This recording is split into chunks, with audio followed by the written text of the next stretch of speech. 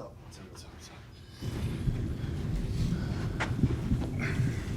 Sarge, come on, man. You got a big smile on your face. What we got? Coach, how hard is it to prepare for a team who does so much play action when you're trying to, one of the biggest emphasis that you all had coming into training camp that you preached over and over again was you told the defenders to trust their eyes. Mm-hmm. So when you're playing against a team like that, what goes into Yeah, sure. I mean, obviously a big challenge for us this week, especially for a team that marries the run game up with the play action very well.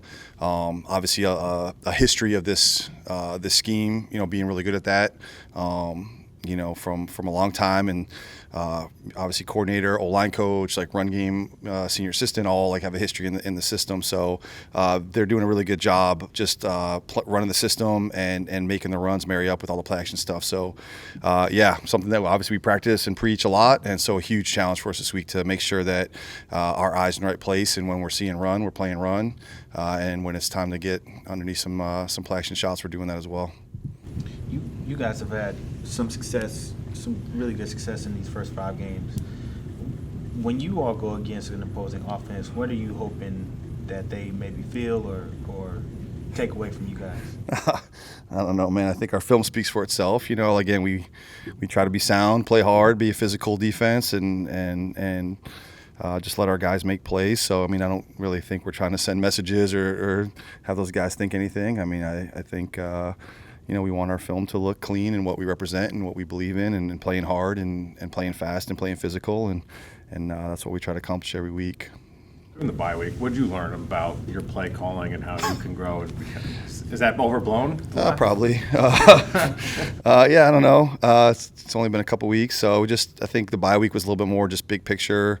It's a little early bye week, obviously, so just as you put it all together over a little bit of a chunk of the season, over a 5-week season, just what we can do better and where some areas that we can continue to improve in, and I think messaging to the players of just also showing the good of it, that when we are right and when we're doing things the right way and we're in our eyes in the right spot or whatever that is, that it can look pretty good. So and just an understanding of like as what you put on film as what other teams are looking at in terms of schematic stuff and where maybe they're going to try to attack. I mean, that's really kind of more how we approach things. So I don't think it went into specifically anything calling wise. When you are calling plays, are you different than D'Amico, or like how are you if you are? Not really. I don't know. You guys tell me. You guys watching it? I don't know. No, again, I think it's because it's such a collaborative thing, and I know you guys laughing at this. It's just a constant back and forth of communication, especially in between series. Like, hey, okay, what just happened?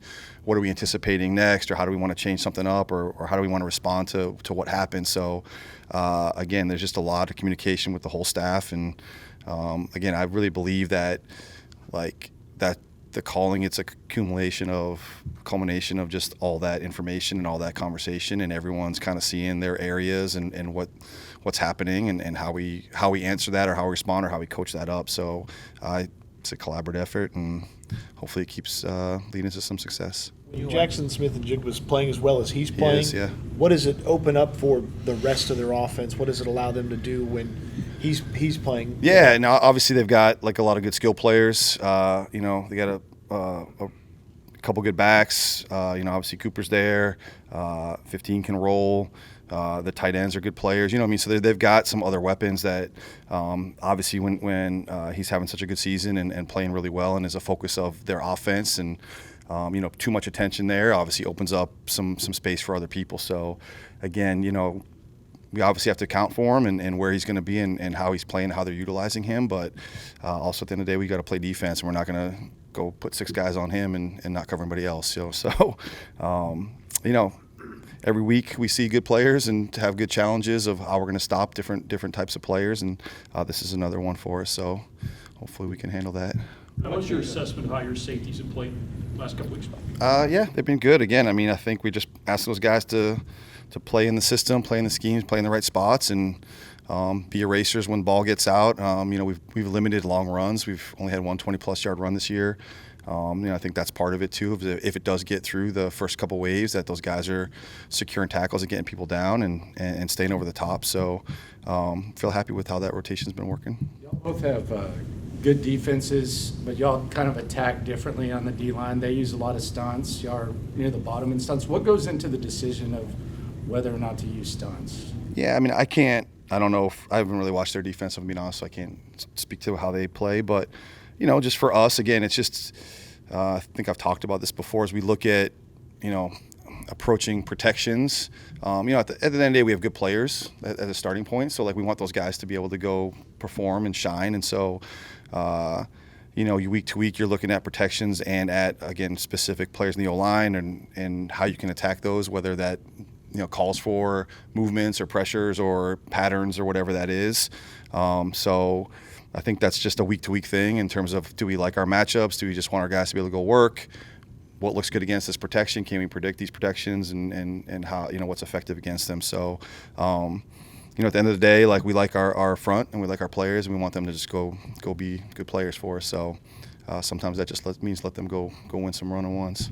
From a philosophy standpoint, when you think about whether you're going to shadow, not shadow, what are some things that kind of go into that, and what are some of the talents of Derek Stingley Jr. to make sometimes that a good decision? Sorry, the last part again?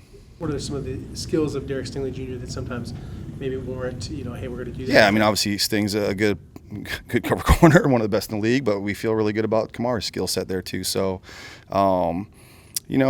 sometimes it's matchups and sometimes it's specific types of receivers and what that skill set is or what we think is just the best definition. But again, sometimes that's detrimental to running a guy across the field or waiting to find out who's coming out of the huddle and where you're tracking them and playing on other sides and things like that. And then there's tempo. This team will get on the ball and run some tempo on you. So there's just a lot of decisions as you go week to week of again, every week we're just trying to make the best decision of how do we deploy our guys properly and give us the best chance to win the ball game. I don't know. Go ahead, Sergeant. Yeah, we're having fun. Coach, you talk about Kamari after the last game. We were interviewing him in the locker room, and he was talking about. How was that? He said he was happy that you all got the win. Thank He good. was happy that he got the interception. He said, but he started rattling off plays that he missed, and he said, "Hey, I got to lock in. I got to lock in because I got to do better. I got to do better." You've been around the league for a while. Have you ever seen anybody with that type of mindset like Kamari in the way that he plays? Well, those are kind of two different questions because I'm not sure. I've seen a lot of people that are like Kamari, but I think our locker room's filled with a lot of guys that are like that. And I think our defense has a high standard for how we play and what our expectations are. And those guys feed into that and believe in that, you know what I mean? And so that they're hypercritical of the win was great or this and that, but man, can it be even better? Where can we get better? Can we make one more play? Can we get one more third down stop? I think all those guys are like that, and I think that's when you want to be good or great or whatever elite defense, then you have to have that mentality, and I think Kamari embodies that for sure. But I think there's a lot of guys in our locker room that will go look at their tape and say, man, I could have done, I had 5 tackles and a sack and this and that, but man, what if I missed this one or I took a bad step on this play and I could have had another TFL or whatever that is. I think that's just the mentality we try and preach, man. No one's going to be perfect. None of us are, but we're chasing it. We're chasing perfection, and we'll see if we get there someday. I don't know. I don't know how much film you've watched of Sam over his career, but obviously he's evolved a lot. Sure. Have you noticed anything in particular with him that's allowed Yeah, him to he's have playing success? at a really high level. I was actually in Miami when he was a rookie in New York, so I've kind of been a little bit on a journey with him through time. Man, just operating at an elite level from a just ball out decision making, throws there, he's taking it. The shots that they're taking, he's obviously pushing the ball down the field to JSN and those other guys. I just think and a lot of times these guys, I feel like there's a lot in the league now, quarterbacks that have kind of grown through their career and come into being really good players, and for whatever reason and early in their career, whether ups and downs, I mean that's probably natural for rookies in general, but he's operating at a really high level, extremely elite level. It's going to be a big challenge for us to go against him. He's decision making and getting the ball out of his hands is at a very, very high level right now. Answer this, but is there a way you No, I would can't. be able to attack him easily when he was a rookie and younger versus now just Well, I think just all of us, right? I think just some of the stuff that you can maybe, I don't want to say fool him on or just coverage things and stuff. He's seen a lot, right? You play a lot of football. It's not just him, anybody. You're growing and playing football, and you have a history of stuff that you see, and now I can see a rotation better.